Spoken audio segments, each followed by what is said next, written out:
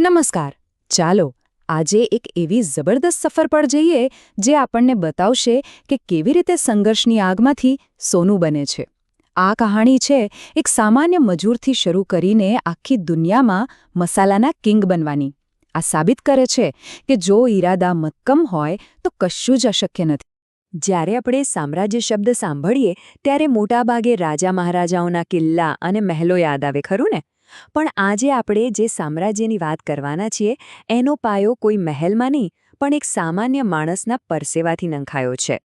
હા, વિશ્વાસ નહીં આવે, પણ આ સામ્રાજ્યનો પાયો નંખાયો હતો મરચાની ઘાણીની ભીષણ ગરમીમાં, અને એ પણ એક 12 વર્ષના બાળકના સંઘર્ષથી. ચાલો આ અસાધારણ સફરની શરૂઆત કરીએ. તો આ કહાણીનો પહેલો અધ્યાય શરૂ થાય છે બાળપણના એવા સમયથી જે કોઈ રમતગમત નહીં પણ એક કઠોર અગ્નિ પરીક્ષા જેવો હતો. ફક્ત 12 વર્ષ. વિચાર તો કરો, આ તો રમવા કૂદવાની અને ભણવાની ઉંમર કહેવાય. પણ આ ઉંમરે એમના ખભા પર પરિવારની જવાબદારીઓનો બોજ આવી પડ્યો અને એમણે મજૂરીનો રસ્તો પકડવો પડ્યો.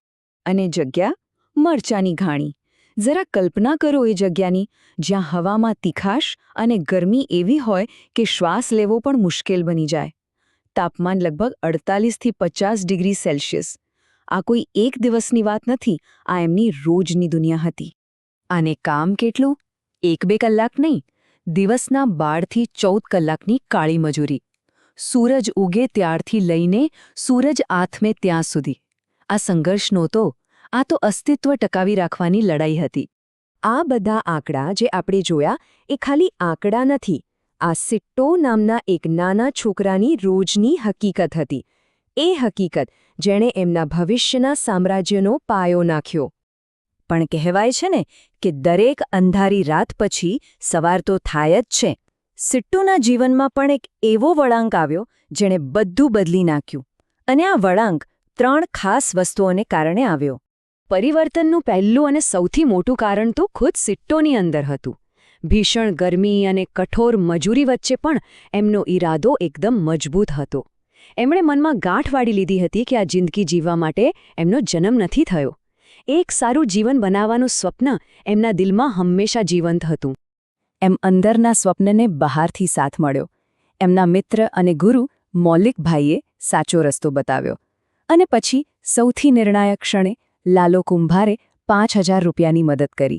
એ ખાલી પૈસા નહોતા, એ એક વિશ્વાસ હતો જેણે બધું બદલી નાખ્યું. અને જ્યારે ઈચ્છા, માર્ગદર્શન અને તક એક સાથે મળે ત્યારે જે પરિણામ આવે છે ને એ ઇતિહાસ રચી દે છે. અહીંથી શરૂ થઈ સિટ્ટોના જીવનના એક નવા અધ્યાયની, એક મોટા પરિવર્તનની. આ પરિવર્તન જુઓ, કાલનો સિટ્ટો જે એક બાળ મજૂર હતો એ જ આજે મેરુભા શેઠ બની ગયો છે, એક વૈશ્વિક ઉદ્યોગ સાહસિક. આ ખાલી નામ નથી બદલાયું, આખી ઓળખ બદલાઈ ગઈ છે. અને આ સ્લાઇડ પર છે એમની મહેનતનું ફળ. જે છોકરો બીજાની ઘાણીમાં મજૂરી કરતો હતો આજે ગામે ગામ એની મરચાની બ્રાન્ડ પ્રખ્યાત છે. અમદાવાદમાં પોતાનું ફાર્મ હાઉસ, દુબઈમાં આધુનિક ફેક્ટરી, અને સૌથી મોટી વાત, આજે તેઓ હજારો ગરીબ પરિવારોને રોજગાર આપી રહ્યા છે. એમની સફળતાનો વ્યાપ કેટલો મોટો છે એ અહીં જોઈ શકાય છે. એમના બિઝનેસના મૂળ સ્થાનિક સ્તરે ગામડાઓમાં ઊંડે સુધી છે, તો બીજી બાજુ એની ડાળીઓ દુનિયાભરમાં ફેલાયેલી છે. અને આ બધાની સાથે સમાજ પર પણ એક સકારાત્મક પ્રભાવ પાડી રહ્યા છે. પણ સવાલ એ છે કે આટલી બધી સફળતા પાછળની અસલી પ્રેરણા શું હતી? શું આ બધું ફક્ત પૈસા કમાવવા માટે હતું? ના, વાત એનાથી ઘણી મોટી અને ઊંડી હતી. ચાલો એમની સફળતા પાછળનું દર્શન સમજીએ. એમની આખી જીવનયાત્રા, ખબર છે, એક મુખ્ય વિચાર પર આધારિત હતી. એક એવો વિચાર જેણે એમને દરેક મુશ્કેલીમાં ટકી રહેવાની હિંમત આપી. ચાલો જોઈએ એ કયો વિચાર હતો જેણે બધું બદલી નાખ્યો. બસ આ એક વાક્યમાં એમની આખી ફિલોસોફી આવી જાય છે. અમે નોકરી રોજીરોટી માટે નથી કરતા, અમારો ટાર્ગેટ દુનિયામાં નામ બનાવવાનો છે. આ વિચાર ફક્ત પેટ ભરવાનો નહોતો, આ વિચાર એક ઓળખ સ્થાપિત કરવાનો હતો, એક વારસો બનાવવાનો હતો. અને આ જ શક્તિશાળી મિશને એક સામાન્ય વ્યવસાયને એક વૈશ્વિક વારસામાં ફેરવી દીધો. એમણે સાબિત કરી બતાવ્યું કે જ્યારે સપના મોટા હોય ત્યારે સિદ્ધિઓ પણ મોટી જ હોય છે.